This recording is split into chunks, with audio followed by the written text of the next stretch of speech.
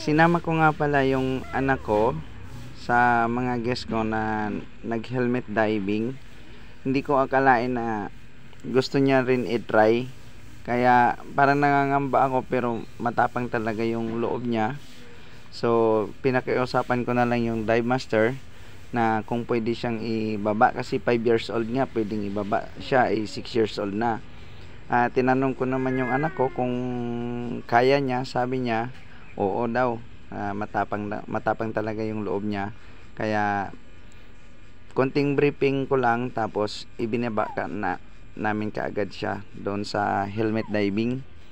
Ayun, pagdating sa baba, tuwang-tuwa na siya. Bali, yung kasama niya sa ilalim dalawang dive master, yung isang photographer at saka yung isang guide niya sa likod.